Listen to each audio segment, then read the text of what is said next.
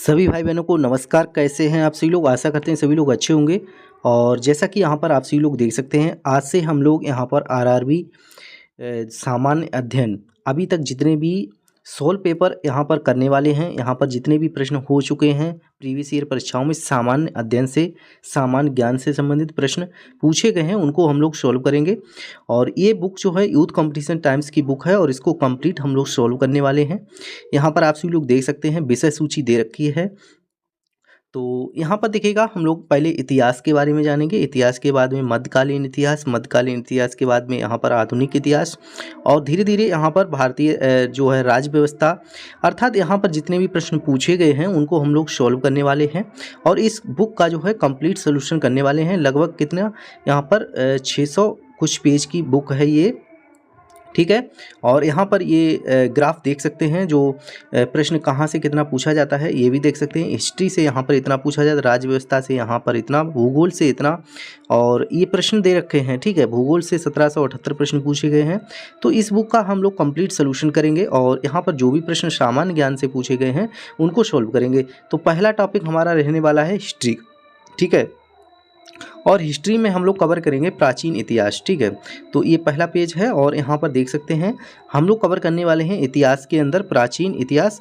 और पहला टॉपिक रहेगा प्राचीन इतिहास के अंदर पाषाण काल, भाग फर्स्ट हमारा रहने वाला है। तो ये सेशन जो है हमारा पहला सेशन रहने वाला है इस बुक का जो है। तो पाषाण काल को हम लोग सबसे पहले कवर करेंगे। यहाँ पर आप सभी लोग देखेंगे कि क्वेश्चन आपसे पाषाण काल से आरआरबी एनटीपीसी में पूछा गया था। और यहाँ पर देखिए जो भी प्रश्न है ये सभी आए हुए प्रश्न यहाँ पर इंक्लूड किए हैं और यूथ कंपटीशन टाइम्स की बुक है, और हम लोग इसके साथ साथ सोल्यूशन भी यहाँ पर करने वाले हैं। तो चलिए, क्वेश्चन नंबर फर्स्ट आप सभी के सामने देखिएगा, इनमें से कौन सा पाषाण युग स्टोन एज के 3 प्रमुख कालों के अंतर्गत नहीं आता है? देखिए, आपसे नहीं वाला क्वेश्चन ध्यान से आप लोगों को करना है और पूछा गया है, इसका राइट आंसर आप लोगों को देना है। प्रैक्टिस आप लोग करते जाइएगा, ठीक है। तो यहाँ पर देखिए आपसे ये पूछा गया है कि इनमें से कौन सा पाषाण युग, ठीक है, स्टोन एज के 3 प्रमुख कालों के अंतर्गत नहीं आता है। एक है पुरापाषाण काल, एक है नवपाषाण काल, ताम्रपाषाण काल, मध्यपाषाण काल। तो देखिए ये तीनों तो किस में आ जाते हैं? पुरापाषाण काल, नवपाषाण काल और मध्यपाषाण काल, ये तो आ जाते हैं यहाँ पर पाषाण युग में, ठीक है। लेकिन ये ताम्रपाषाण है ना, ये नहीं आता है स्टोन एज में, ठीक है। तो ऑप्शन सी सही हो जाएगा। क्या हो जाएगा? Option C. तो यहाँ पर कौन पाषाण युग के 3 प्रमुख कालों के अंतर्गत नहीं आता है? तो ताम्रपाषाण काल, ठीक है। तो ध्यान रखना है। और पाषाण युग में मनुष्य जो है पत्थर के औजारों का उपयोग करता था, उसे हम लोग पाषाण युग जो है कहते थे, ठीक है। और ये लगभग जो है कब की बात है? तो लगभग 5000 जो है 5000 ईसा पूर्व की है, ठीक है। ध्यान रखना है। और इसका जो है करेक्ट आंसर यहाँ पर रहने वाला है। ये आप लोग डिटेल इसका आप लोग पीडीएफ के माध्यम से अगर चाहते हैं तो हमारे टेलीग्राम को ज्वाइन कर लें, इसका लिंक हम डिस्क्रिप्शन पर दे देंगे। और सभी लोगों से देखिए हाथ जोड़कर रिक्वेस्ट है, सब्सक्राइब जरूर कर लें ताकि आने वाली सभी क्लासें आप लोगों को मिलती रहें। रेलवे से संबंधित यहाँ पर हम सभी यहाँ पर कंप्लीट बुक कराने वाले हैं। आप लोग कमेंट बॉक्स में बता दीजिएगा आप कौन सी बुक का सोल्यूशन चाहते हैं। यहाँ पर देखिएगा, नेक्स्ट देखिएगा, यहाँ पर आपसे पूछा गया है भीमबेटका की गुफाओं की खोज जो है कब की गई थी या कब हुई थी, ठीक है। आपसे देखिए यहाँ पर पूछा गया है भीमबेटका की गुफाओं की खोज कब हुई थी? तो देखिए 1955 में 1955 से 1956 के बीच हुई, या फिर 1957 से 1958 के बीच, या फिर 1954 से 1955 के बीच, या फिर 1953 से 1954 के बीच। 4 ऑप्शन आप सभी के सामने देखिए दे रखे हैं, लेकिन इसका करेक्ट आंसर आपको बताना है। जिसका सही आंसर अगर हम देखें तो क्या हो जाएगा? ऑप्शन बी बिल्कुल सही रहने वाला है, 1957 से 1958 के बीच, ठीक है। कब? 1957 से लेकर के 1958 के बीच जो है भीमबेटका की गुफाओं की खोज हुई। और भीमबेटका जो है गुफाएं भारत के कहाँ? एमपी में पड़ती हैं, अर्थात मध्य प्रदेश राज्य में पड़ती हैं। और कहाँ? रायसेन जिले में, ठीक है, ध्यान रखना है, रायसेन जिले में। और ये गुफाएं क्या हैं कि चारों तरफ से विंध्य पर्वतमालाओं से घिरी हुई हैं। यह एक पुरापाषाणिक गुफा आवास है जिसकी निरंतरता मध्य ऐतिहासिक काल तक रही। और इसकी खोज जो है किसने की? डॉक्टर विष्णु, ठीक है, किसने? डॉक्टर विष्णु श्रीधर बाकड़कर द्वारा जो है 1957-58 में की गई थी। वर्ष 2003 में जो है यूनेस्को ने इसे विश्व धरोहर में सूची में शामिल किया था। ये रहा आपका यहाँ पर देखिए डिटेल रहा और देख सकते हैं, ठीक है। कि भीमबेटका जी की जो भीमबेटका की गुफाएं जो थीं वो कहाँ, मध्य प्रदेश रायसेन जिले में हैं और चारों तरफ से विंध्य पर्वतमालाओं से ये घिरी हुई हैं।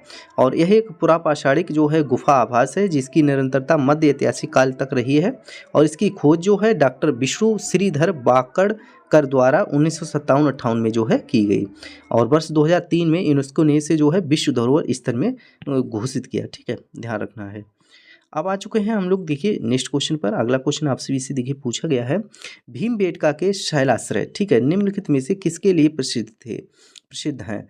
ठीक है, तो आपसे देखिए यहाँ पर पूछ लिया गया है जो भीमबेटका के शैलाश्रय निम्नलिखित में से किसके लिए फेमस है, इसको बताना है। ठीक है, तो ऑप्शन कौन सा सही हो जाएगा देखिएगा। 4 ऑप्शन है, मौर्य वंश के दौरान की गई चित्रकारी के चिन्हों की वजह से, मुगलों की मूर्तिकला के चिन्हों की वजह से, या फिर प्रारंभिक द्रविड़ काल के चिन्हों से, या फिर भारतीय उपमहाद्वीप पर मानव जीवन के प्राचीनतम चिन्हों से। ऑप्शन डी बिल्कुल सही रहने वाला है आपका। ठीक है, भारतीय उपमहाद्वीप पर मानव जीवन के प्राचीनतम चिन्हों की वजह से जो है भीमबेटका के शैलाश्रय जो है निम्नलिखित अर्थात शैलाश्रय जो है प्रसिद्ध हैं। तो आप लोग देख चुके हैं और यहाँ पर देख सकते हैं। देखिए इसका डिटेल आप लोग देखिएगा। यहाँ पर देख सकते हैं कि मध्य प्रदेश के विंध्य क्षेत्र में भोपाल के दक्षिण पूर्व में रायसेन जिले में अवस्थित भीमबेटका गुफाओं से मानव जीवन के प्राचीनतम चिन्हों के जो है प्रमाण मिले हैं। यद्यपि यहाँ अधिकांश चित्रकारी मध्य पाषाण युग की है, ठीक है, मध्य पाषाण युग की है, किंतु यहाँ उत्तर पुरापाषाण काल, ताम्र पाषाण काल, प्रारंभिक ऐतिहासिक और मध्यकालीन युग के भी चित्र जो है मिले हैं। ठीक है, ध्यान रखना है। अगला क्वेश्चन देखिए आपके बीच यहाँ पर आ चुका है और इसका आंसर आप लोगों को बताना है कि भारत में जो पाषाणकालीन शिला चित्रकारी कहाँ पाई जाती है। आपसे पूछा गया है भारत में पाषाणकालीन शिला चित्रकारी कहाँ पाई जाती है। ऑप्शन फर्स्ट नालंदा रेखा है, option second Bhimbetka, option third Elephanta, option four जो है बाघ गुफाएं दे रखी हैं। अब आपको बताना है चारों में से सही आंसर क्या रहने वाला है। ठीक है, ऑप्शन बिल्कुल सही बताना है जो कि ऑप्शन बी सही रहने वाला है, भीमबेटका। ठीक है, तो भारत में जो पाषाणकालीन शिला चित्र कहाँ पाए जाते हैं, भीमबेटका में। ठीक है, तो भीमबेटका जो है भारत के मध्य प्रदेश में आपको पता है रायसेन जिले में है, पता होगा, स्थित है और जो है पुरापाषाणिक आवासीय स्थल है जहाँ पर पाषाणकालीन जो है शिला चित्रकारी जो है पाई जाती है। ये आपने देख लिया। अब नेक्स्ट क्वेश्चन पर हम लोग चलेंगे। अगला क्वेश्चन देखिए आपसे पूछा गया है निम्नलिखित में से कौन सा मानव गतिविधियों एवं सभ्यता के प्राक ऐतिहासिक काल की सही कालानुक्रम है। ठीक है, तो पुरापाषाण काल, मध्य पाषाण काल, नव पाषाण काल या फिर धातु युग काल। आपसे देखिए यहाँ पर जो सभ्यता की प्राक प्रागैतिहासिक काल का सही आपसे क्रम पूछा गया है। ठीक है, तो आपको सही क्रम बताना है, सही क्रम क्या होगा। देखिए पहला ऑप्शन आपके सामने यहाँ पर है, तो सबसे पहले क्या पुरापाषाण काल, फिर मध्यपाषाण काल, फिर नवपाषाण काल सही रहने वाला है। ठीक है, तो इसका थोड़ा सा मैं देखिए आप लोगों को दिखाता हूँ ग्राफ। देखिए यहाँ पर अगर हम बात करें प्रागैतिहासिक काल से तात्पर्य जो है इतिहास के उस युग से है जब मानव ने जो है लिपि अथवा लेखन का विकास नहीं किया था और उसका जीवन जो है पत्थरों के इर्द गिर्द सीमित था। ठीक है, इसके बाद इसीलिए इसे का पाषाण काल भी कहते हैं। इस पाषाण काल अथवा प्रागैतिहासिक काल को 3 भागों में बांटकर देखा जा सकता है, पुरापाषाण काल, मध्यपाषाण काल, नवपाषाण काल। ठीक है, तो प्राचीन भारत का जो इतिहास है वो 3 में हम बांट सकते हैं, प्रागैतिहासिक काल जो है, आद्य ऐतिहासिक काल और ऐतिहासिक काल। ठीक है, तो ये जो है हम लोग 3 में डिवाइड करेंगे तो आप लोग देखेंगे इसमें कि प्राचीन जो है भारत का इतिहास है वो 3 में हमने डिवाइड किया, प्रागैतिहासिक, आद्य ऐतिहासिक और ऐतिहासिक। तो इसमें जो है लिखित साक्ष्य उपलब्ध नहीं थे, किसमें, प्रागैतिहासिक। पुरातात्विक साक्ष्य उपलब्ध थे और उदाहरण पाषाण काल। लेकिन आद्य ऐतिहासिक में कहा था कि लिखित साक्ष्य उपलब्ध थे लेकिन लिपि गूढ़ एवं अपठनीय हैं और उदाहरण सैंदव सभ्यता के हैं। लेकिन ऐतिहासिक काल क्या है, पुरातात्विक एवं साहित्यिक साक्ष्यों के आधार पर जो है निर्धारण है। अब बात करेंगे यहाँ पर देखिएगा पुरापाषाण काल, मध्यपाषाण काल और नवपाषाण काल। ठीक है, यहाँ पर देख सकते हैं तो इनका समय जो है दे रखा है, आप लोग देख सकते हैं। यहाँ पर जो समय है 5 लाख ईसा पूर्व से 10,000 ईसा पूर्व तक का और 9,000 ईसा पूर्व से 4,000 ईसा पूर्व तक का, और 7,000 ईसा पूर्व से 1,000 ईसा पूर्व तक का यहाँ पर जो है दे रखा है। अब जो है हमारे साथ आ चुका है सिंधु सभ्यता। ठीक है, सिंधु सभ्यता से जो प्रश्न बन चुके हैं उनसे हम लोग यहाँ पर अवगत होंगे। सिंधु सभ्यता में कौन कौन से प्रश्न पूछे गए हैं, जो भी रेल में पूछे गए हैं उनको चलिए देख लेते हैं। यहाँ पर आप सभी लोग देखेंगे कि सिंधु सभ्यता के समय में शिल्प निर्माण के लिए सीप कहाँ से प्राप्त किए जाते थे।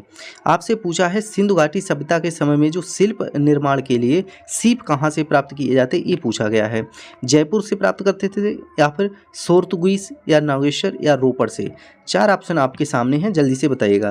देखिए, सिंधु घाटी सभ्यता के समय जो शिल्प निर्माण के लिए हम लोग सीप नागेश्वर कहाँ से प्राप्त करते थे, तो कहाँ से, गुजरात। ठीक है, गुजरात के नागेश्वर। ठीक है, कहाँ, नागेश्वर कहाँ, गुजरात में है। तो गुजरात के नागेश्वर से हम लोग प्राप्त करते थे। यहाँ पर सॉरी, हम लोग नहीं, उस समय के लोग जो है यहाँ पर सिंधु घाटी सभ्यता के जो थे वो प्राप्त करते थे। ठीक है, नहीं तो कहो भाई हम लोग कहाँ थे उस टाइम। इस सभ्यता के विभिन्न स्थलों से कला के जो रूप प्राप्त होते हैं उनमें क्या होता था कि मोहरें, मिट्टी और बर्तन, आभूषण, पकी हुई मिट्टी की मूर्तियाँ आदि जो है मिलती हैं। ठीक है, उस समय जो मिलता है, तो यहाँ पर देख सकते हैं आप लोग, उनमें जो है मोहरें, मिट्टी, बर्तन के आभूषण, पकी हुई मिट्टी की मूर्तियां जो है आदि शामिल हैं, ध्यान रखना है। अब चलते हैं हम लोग नेक्स्ट क्वेश्चन आप सभी के सामने देख सकते हैं। अगला क्वेश्चन आपसे पूछा गया है, सिंधु घाटी सभ्यता का निम्न में से कौन सा स्थल जो है पंजाब या भारत में जो है स्थित है। कोडदीजी, बनावली, बालू, रोपड़। ठीक है, आपसे देखिए ये भी प्रश्न यहाँ पर लिया गया था और पूछा गया था, तो आपको ये बताना है सही आंसर क्या होगा। देखिए, आपसे पूछा है कि सिंधु घाटी सभ्यता का निम्न में से कौन सा स्थल है जो पंजाब में स्थित है। तो देखिए, रोपड़ सही आंसर रहने वाला है, और सिंधु घाटी सभ्यता स्थल रोपड़ की जो खोज हुई थी वो 1950 में हुई थी। ठीक है, कब हुई थी, तो 1950 में। और किसने की, तो बी लाल के द्वारा की गई थी। ठीक, बी लाल के द्वारा 1950 में जो है की गई। और यह स्थल कहाँ पड़ता है, तो पंजाब में पड़ता है, ध्यान रखना है। पंजाब के जो रोपड़ ज़िला है वहाँ पड़ता है, ध्यान रखना है। ठीक है, और यहाँ पर देखिए रोपड़ ज़िला जो है कहाँ पड़ता है, तो सतलज नदी के किनारे। ठीक है, सतलज। ठीक है, सतलज नदी के तट पर जो है रोपड़ ज़िला के किनारे पंजाब में स्थित है। ठीक है, तो यहाँ मनुष्य के साथ जो है पालतू कुत्ते दफनाए जाते थे, याद रखना है। यहाँ क्या होता था, तो यहाँ मनुष्य के साथ में क्या उनके जो पालतू कुत्ते थे उनको दफनाया जाता था, इसको आप लोगों को ध्यान रखना है। अब चलते हैं हम लोग अगले क्वेश्चन की तरफ। अगला क्वेश्चन देखिएगा, क्वेश्चन नंबर नेक्स्ट आप सभी के सामने देखिए पूछा गया है। यहाँ पर क्या पूछा गया है देखिएगा, देखिए यहाँ पर क्वेश्चन नेक्स्ट 8वां क्वेश्चन आपसे है, हड़प्पा की अधिकांश मानक मोहरें डैश नामक एक प्रकार की मुलायम पत्थर से बनी होती थीं, जो 2x2 बीमा के साथ वर्गाकार आकृति का होता था तथा जिसका उपयोग व्यावसायिक उद्देश्यों के लिए जो है किया जाता था। तो रोडोनाइट नामक पत्थर था, या फिर गोल्डन रूटालाइट, या स्टीएटाइट, या फिर सेलेनाइट। इन सब में से जो सही आंसर है वो क्या है, स्टीएटाइट। ठीक है, स्टीएटाइट। ठीक है, क्या होगा, स्टीएटाइट। तो सेल खड़ी।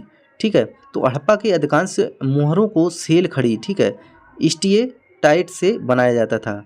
ठीक है, आपको ध्यान रखना है, क्या, सेल खड़ी। ठीक है, सेल खड़ी। तो इस प्रकार से यहाँ पर आप सभी लोग समझ पाएंगे, ऑप्शन सी बिल्कुल सही रहने वाला है। और यहाँ पर आप लोग इसका डिटेल देख लीजिएगा एक बार। जो हड़प्पा की अधिकांश मोहरें को सेलगढ़ी स्टीएटाइट से बनाया जाता था, जो एक प्रकार का क्या नरम पत्थर है। ठीक है, इसके अतिरिक्त जो है कांचली मिट्टी, चर्ट, गोमेट मिट्टी आदि की बनी मोहरें भी हैं। ठीक है, मानक मोहर जो है 2x2 आयाम के साथ चौकोर होती थी। इन मोहरों पर गणितीय चित्र होते थे और जिनका उपयोग जो है शैक्षिक उद्देश्यों के लिए किया जाता था। सभी मोहरों में जानवरों की तस्वीरें एक चित्रमय लिपि में लिखी हुई हैं। ठीक है, और जो कि अभी तक स्पष्ट नहीं है। ठीक है, जिन पर मुख्यतः दर्शाए गए जानवर बाघ, हाथी, वृषभ, गैंडा, भैंसा, हिरन, खरगोश और बकरा आदि जो हैं दे रखे हैं। बीरा डैश राज्य में स्थित है, गुजरात, झारखंड, राजस्थान, छत्तीसगढ़। ठीक है। तो 4 ऑप्शन आप सभी के सामने दे रखे हैं, आप सभी लोग देख सकते हैं। इसका सही आंसर आपको बताना है। तो धौलावीरा कहाँ पर पड़ता है? देखिए धौलावीरा गुजरात में पड़ता है, ध्यान रखना है। गुजरात के कच्छ के ज़िले भचाऊ तालुका में जो है स्थित पुरातात्विक स्थल है। तो धौलावीरा कहाँ पड़ता है? गुजरात में, ठीक है। और गुजरात के जो कच्छ ज़िला है वहाँ पर भचाऊ तालुका जो है स्थित पुरातात्विक स्थल पर पड़ता है। इसका बाकी आप लोग डिटेल यहाँ पर देख सकते हैं, यहाँ पर दे रखा है। और आप लोग देखेंगे कि धौलावीरा गुजरात के कच्छ जिले के भचाऊ तालुका में स्थित पुरातात्विक स्थल है। इस स्थल की खोज जो है 1968 में जगपति जोशी द्वारा की गई थी। यहाँ पाए गए कलाकृतियों में टेराकोटा, मिट्टी के बर्तन, मोती, सोने, तांबे के गहने, जानवरों की मूर्तियाँ, उपकरण, कलश इत्यादि पाए जाते हैं, ठीक है। और जुलाई 2021 में यूनेस्को ने जो धौलावीरा को भारत के 40वें, ठीक है, 40वें विश्व धरोहर स्थल के रूप में जो है घोषित किया। और इस प्रतिष्ठित सूची में शामिल होने वाला सिंधु सभ्यता का भारत का यह पहला स्थान है, ठीक है, आपको ध्यान रखना है। अब देखिए आपसे नेक्स्ट क्वेश्चन यहाँ पर पूछा गया है, धौलावीरा एक पुरातात्विक स्थान किस समय अवधि से जुड़ी हुई है? ठीक है, तो धौलावीरा एक पुरातात्विक स्थान किस समय अवधि से जुड़ी हुई है? गुप्त अवधि से, मगध अवधि से, सिंधु घाटी सभ्यता से, या चालुक्य अवधि से? ठीक है, आपसे ये ऑप्शन पूछा गया है, जल्दी से बताइएगा, ठीक है। तो इसका करेक्ट आंसर आप लोग देख भी चुके हैं, सिंधु सभ्यता जो है, सिंधु घाटी सभ्यता। तो धौलावीरा एक पुरातात्विक स्थान है जो कि किस समयावधि से जुड़ी है? तो सिंधु घाटी सभ्यता से। अब चलेंगे हम लोग अगले क्वेश्चन पर। यहाँ पर दे रखा है नेक्स्ट क्वेश्चन आप सभी के सामने, मोहनजोदड़ो में पाया गया विशाल स्नानागार जो है ग्रेट बाथ एक विशाल था, क्या था? वृत्ताकार टैंक था, या फिर बेलनाकार टैंक था, या फिर त्रिभुजाकार टैंक था, या आयताकार? इनमें से आपको बताना है सही आंसर क्या होगा। जो मोहनजोदड़ो में पाया गया विशालतम स्नान गृह है वो किस आकार का था, आपसे ये पूछा गया है। तो इसका सही आंसर आपको बताना है। देखिए यहाँ पर ऑप्शन सही हो जाएगा आयताकार, ठीक है, आयताकार टैंक था। तो मोहनजोदड़ो में जो पाया गया विशाल स्नानगृह है वो कैसा था? आयताकार था, ठीक है। और इसकी खोज जो है किसने की थी? तो राखाल दास, ठीक है, क्या राखाल दास बनर्जी ने की थी 1922 में, ठीक है। कब की थी? 1922 में। और यहाँ से एक शील में जो है 3 मुख वाले देवता पशुपतिनाथ की मूर्ति मिली है, ठीक है, याद रखना है। यहाँ पर देखिएगा, यहाँ से 3 मुख वाले देवता पशुनाथ जी की जो है मूर्ति मिली है, आपको ध्यान रखना है। अब हम लोग चलने वाले हैं नेक्स्ट क्वेश्चन पर। यहाँ पर देख सकते हैं, देखिए आपसे पूछा है वर्ष 1920-21 के आसपास किस नदी के किनारे जो है खुदाई के दौरान हड़प्पा शहर मिला? झेलम नदी के किनारे, ब्यास, चेनाब, या रावी? इन चारों में से आपको बताना है ऑप्शन क्या उनसा सही होगा। तो रावी ऑप्शन सही होगा, डी ऑप्शन सही होगा, रावी नदी। हड़प्पा शहर सिंधु सभ्यता का एक शहर है जो कि पाकिस्तान के मोंटगोमरी जिले में, यहाँ पर देख सकते हैं, चलिए मैं दिखाता हूँ। यहाँ पर देखिएगा, यहाँ पर हड़प्पा शहर सिंधु सभ्यता का एक शहर है जो पाकिस्तान के मोंटगोमरी जिले में रावी नदी के तट पर जो है वर्ष 1920-21 में खुदाई के दौरान मिला था। इसके उत्खननकर्ता दयाराम साहनी और माधव स्वरूप जो है वत्स थे, ठीक है, याद रखना है आप लोगों को। अब हम लोग चलते हैं नेक्स्ट क्वेश्चन पर। यहाँ पर देख सकते हैं अगला क्वेश्चन, देखिए आपसे पूछा गया है यहाँ पर, सिंधु घाटी सभ्यता के किस शहर का शाब्दिक अर्थ मृतकों का टीला है? मेसोपोटामिया, मोहनजोदड़ो, बालाकोट, या फिर हड़प्पा? देखिए यहाँ पर आपसे एक प्रश्न पूछ लिया गया है, इसका सही आंसर आप लोगों को बताना है क्या हो जाएगा। तो भाई सीधा सा मतलब यहाँ पर सिंधु घाटी सभ्यता के किस शहर को जो है शाब्दिक अर्थ क्या है? मृतकों का टीला। मृतकों का टीला हम कहते हैं मोहनजोदड़ो को, ठीक है। तो मोहनजोदड़ो यहाँ पर सही होगा। सिंधी भाषा में इसका अर्थ है मोहनजोदड़ो को हम लोग सिंधी भाषा में क्या कहते हैं? मृतकों का टीला, ठीक है, इतना समझ लीजिएगा। और इतना आप लोग समझ चुके होंगे। अब चलेंगे हम लोग, यहाँ पर देखिएगा, इसका डिटेल आप लोगों को मैं दिखा देता हूँ। यहाँ पर आप लोग समझ सकते हैं। देखिए मोहनजोदड़ो जो है सिंधी भाषा में अर्थ है मृतकों का टीला, और यह दुनिया की सबसे पुराना जो है नियोजित और उत्कृष्ट शहर माना जाता है। और यह सिंधु घाटी सभ्यता का सबसे परिपक्व शहर है जो सिंधु नदी के दाएं किनारे लरकाना जिले में स्थित है। इसकी खोज जो है राखल दास बनर्जी ने 1922 में की थी। ठीक है, अब आपसे देखिए पूछा गया है मोहनजोदड़ो शब्द का अर्थ क्या है? रहने का स्थान, बाजार का स्थान, या फिर मृतकों का टीला, या फिर पसंदीदा शहर। आपसे 4 ऑप्शन पूछे गए हैं। ठीक है, चारों ऑप्शन में बताना है मोहनजोदड़ो का जो शब्द क्या है वो क्या है। इसका तो आप लोगों को पता लग चुका होगा, मृतकों का टीला। ठीक है, अच्छे से पता होगा, मैंने कई बार यहाँ पर रिपीट भी कर दिया है। ठीक है, अब आपसे देखिए पूछा है कि मोहनजोदड़ो जो है स्थित कहाँ है, आपसे पूछा है खैबर पख्तूनख्वा में, या फिर पंजाब में, या बलूचिस्तान में, या फिर सिंध में। इनमें से आपको बताना है सही आंसर। 15वें का सही आंसर बताइएगा जल्दी से। देखिए मैंने अभी बताया था कि मोहनजोदड़ो कहाँ है। ठीक है, ऑप्शन डी सही होगा, सिंध में। ठीक है, तो मोहनजोदड़ो सिंधी भाषा में अर्थ जो है मृतकों का टीला है, और यह सिंध पाकिस्तान, कहाँ, सिंध पाकिस्तान, ध्यान रखना है, सिंध पाकिस्तान लरकाना जिले में सिंधु नदी के तट पर स्थित है। और इसकी खोज कब हुई? तो 1922 में हुई, राखाल दास बनर्जी ने की। और यहाँ की शासन व्यवस्था जो है राजतंत्रात्मक ना होकर जनतंत्रात्मक है। ठीक है, ध्यान रखना है। खोज 1922 और सिंधु नदी के किनारे जो है पाकिस्तान में सिंधु नदी के लरकाना ज़िले में स्थित है। आशा करते हैं समझ चुके हैं। अब हमारे साथ जो है नेक्स्ट क्वेश्चन यहाँ पर आ चुका है। हड़प्पा सभ्यता का कौन सा शहर विशिष्ट रूप से मनके बनाना, सीप काटना, धातु की वस्तुएं बनाना, मोहर बनाना, तराजू का निर्माण करना आदि कार्यों के सहित शिल्प उत्पादन के लिए समर्पित था? ठीक है, इसका आप लोगों को आंसर बताना है। देख सकते हैं मोहनजोदड़ो, नागेश्वर, हड़प्पा, चंदहुड़ो। ठीक है, इसका आप लोगों को आंसर जल्दी से बताना है, सही क्या हो जाएगा। देखिए मोहनजोदड़ो से 80 मील जो है, 80 मील दक्षिण में अगर बात करें, 80 मील दक्षिण में स्थित चनहूदड़ों की खोज जो है सर्वप्रथम 1931 में एम.जी. मजमूदार ने की थी। ठीक है, ध्यान रखना है। तो इसका सही आंसर पहले मैं बता देता हूँ आपको, क्या हो जाएगा, चनहूदड़ों। ठीक है, चनहूदड़ों ने जो है हड़प्पा सभ्यता के कौन सा शहर विशिष्ट रूप से मनके बनाना, तो चनहूदड़ों। ठीक है, यहाँ पर ध्यान रखना है। अब चलते हैं यहाँ पर, इसका डिटेल आप लोग देख लीजिएगा। मोहनजोदड़ो से 80 मील दक्षिण में स्थित चनहूदड़ों ने सर्वप्रथम जो है 1931 में एम.जी. मजमूदार ने की थी। यहाँ सैदव संस्कृत के अतिरिक्त प्राक हड़प्पा संस्कृत, जिसे झूकर एवं झाकर संस्कृत कहते हैं, के अवशेष मिले हैं। यहाँ के निवासी जो है कुशल कारीगर थे। इसका प्रमाण इस बात से मिलता है कि यहाँ मनके, सीप, मोहर, मुद्रा बनाने का प्रमुख केंद्र था। यही एकमात्र स्थान है जहाँ से वक्राकार जो है ईंटें मिली हैं। ठीक है, आपको ध्यान रखना है।